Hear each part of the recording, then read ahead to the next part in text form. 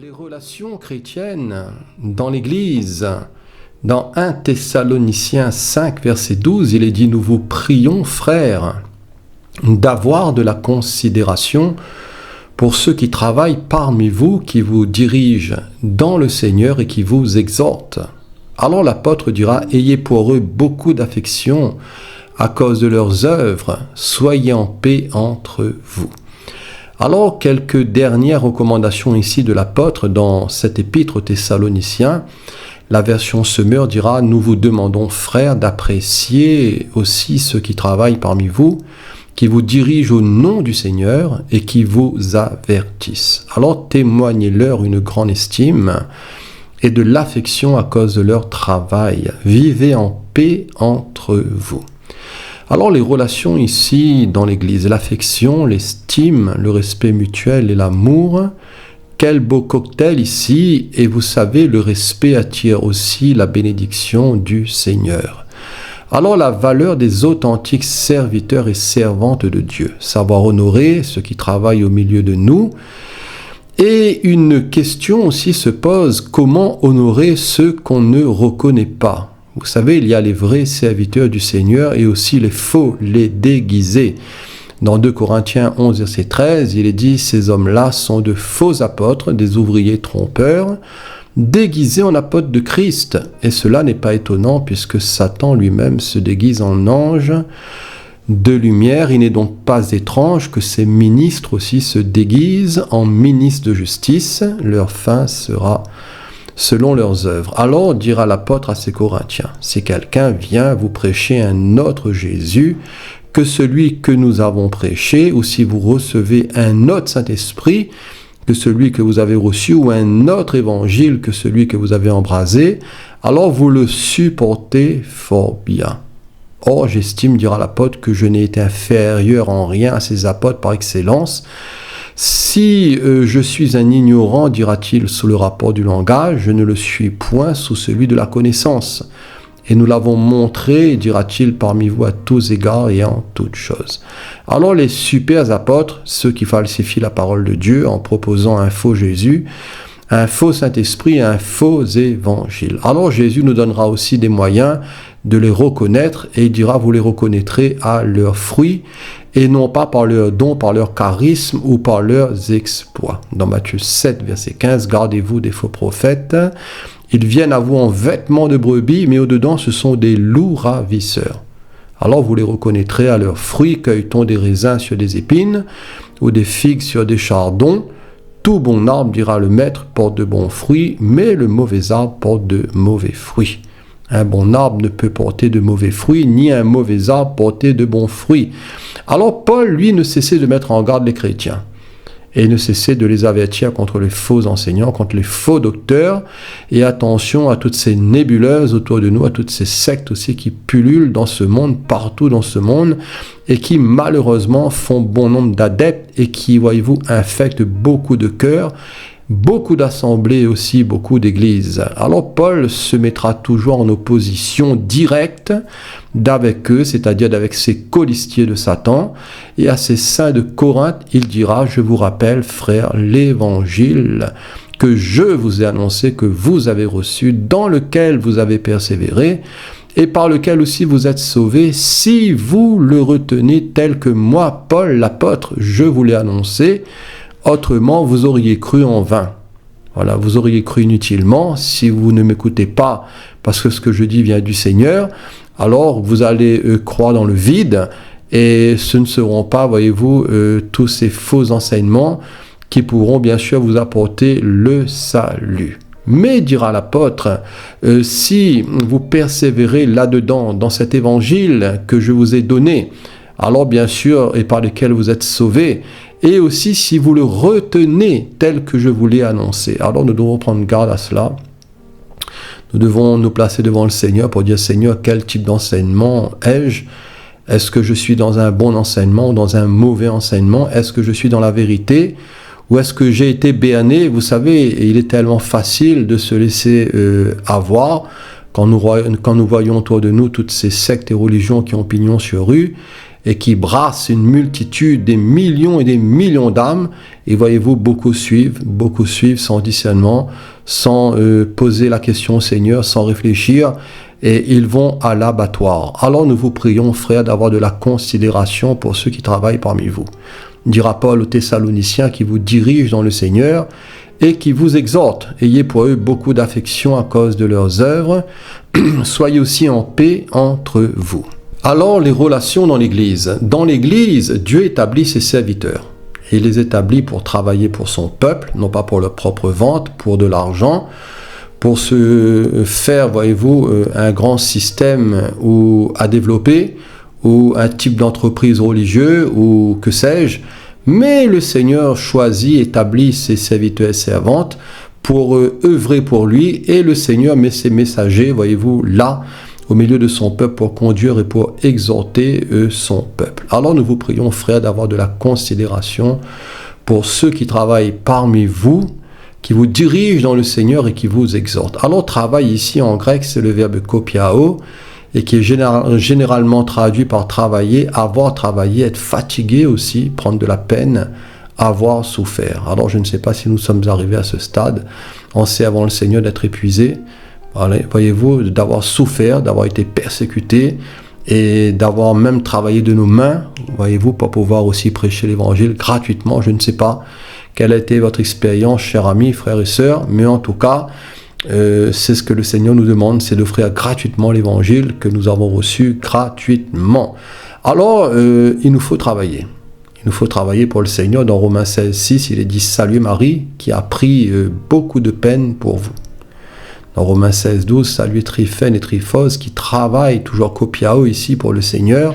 Saluez Perside, la bien-aimée, qui a beaucoup travaillé pour le Seigneur. » Paul lui-même dira dans 1 Corinthiens 15, verset 10, « Par la grâce de Dieu, je suis ce que je suis, et sa grâce envers moi n'a pas été vaine, loin de là, j'ai travaillé kopiao, toujours plus que tous, non pas moi toutefois, mais la grâce de Dieu qui est avec moi. » Dans 1 Timothée 5, verset 17, « Que les anciens qui dirigent bien soient jugés dignes d'un double honneur, surtout ceux qui travaillent à la prédication, et à l'enseignement. » Voilà. Ici, il n'est pas parlé d'anciennes, mais d'anciens qui dirigent bien, qui soient jugés dignes d'un double honneur, surtout ceux qui travaillent, toujours kopiao ici, à la prédication et à l'enseignement. C'est une tâche ardue, c'est une tâche difficile qui demande beaucoup d'efforts, de concentration, d'investissement, de communion avec le Seigneur. Et voyez-vous, le Seigneur connaît en tout cas tous ceux, voyez-vous, qu'il a choisis en termes de ministère, dont d'apôtres, de prophètes, d'évangélistes, de pasteurs, de docteurs, pour enseigner son troupeau d'élus. Alors nous vous prions, frères, d'avoir de la considération pour ceux qui travaillent parmi vous, qui vous dirigent dans le Seigneur. Alors dirige ici, qui signifie disposer ou placer devant. Mettre au-dessus, être au-dessus, de surveiller, diriger, présider, être un protecteur ou gardien. Cela se sens aussi de donner de l'aide, de prendre soin d'eux, de prêter attention, de professer d'honnêtes occupations.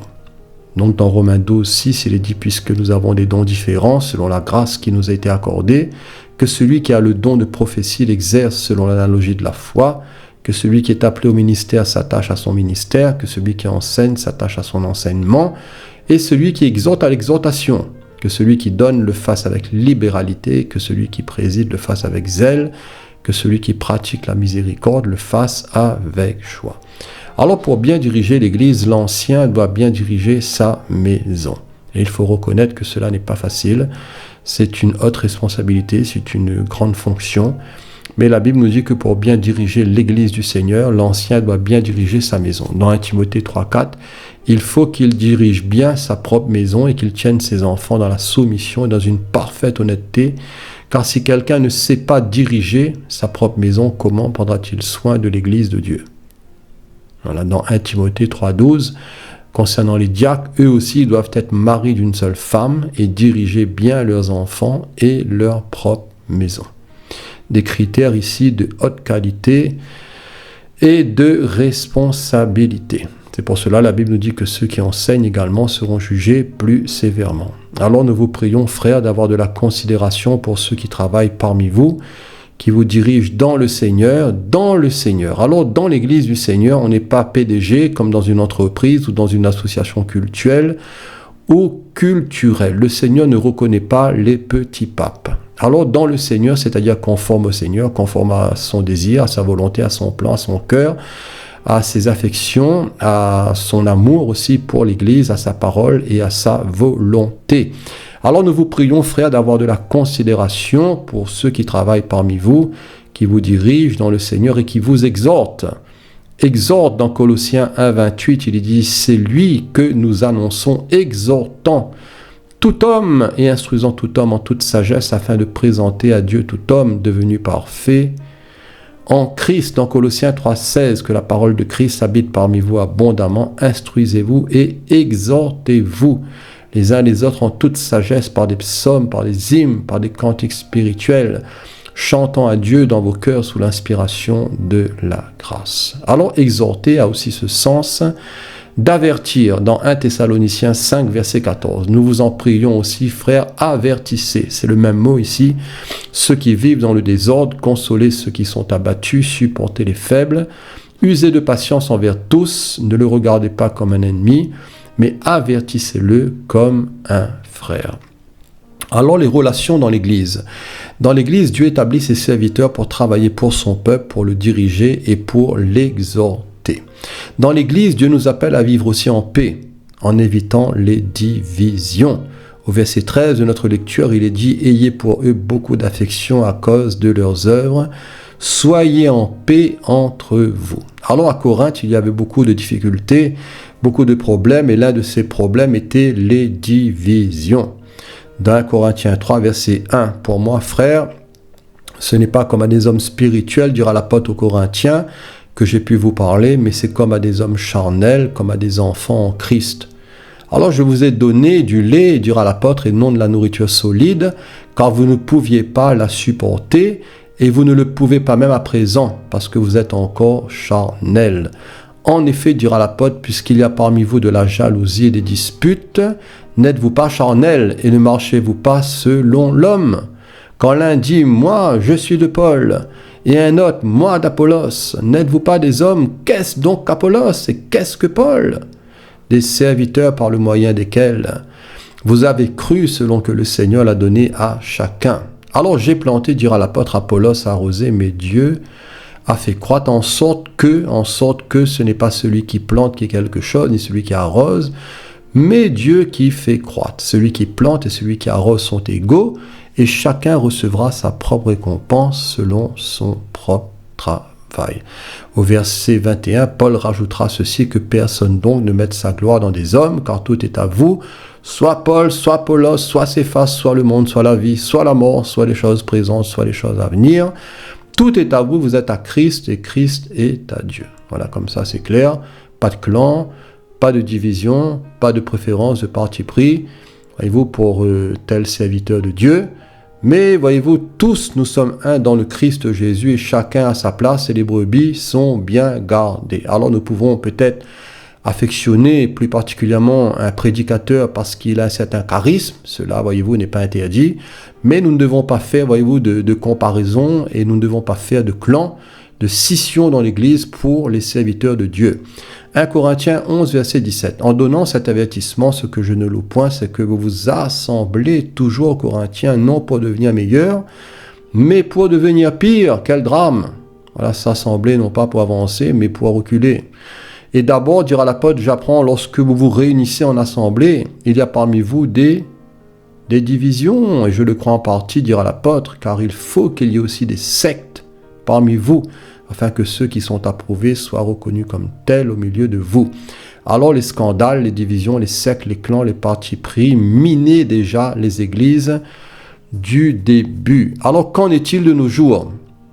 Alors je vous le dis, je le crois, il y a une confusion monstre dans beaucoup de milieux chrétiens et il nous faut faire aussi très très attention. Il nous faut avoir l'œil ouvert et être vigilant. Alors la paix et l'unité. Dans Éphésiens 4, verset 1, l'apôtre dira, je vous exhorte donc, moi le prisonnier dans le Seigneur, à marcher d'une manière digne de la vocation qui vous a été adressée en toute humilité et douceur, avec patience, vous supportant les uns les autres avec charité, vous efforçant de conserver l'unité de l'esprit par le lien de la paix. Il y a un seul corps et un seul esprit, comme aussi vous avez été appelés à une seule espérance par votre vocation. Il y a aussi un seul Seigneur, une seule foi, un seul baptême, un seul Dieu et Père de tous, qui est au-dessus de tous et parmi tous et en tous. Alors les guerres de clochers, je l'ai noté, sont inutiles.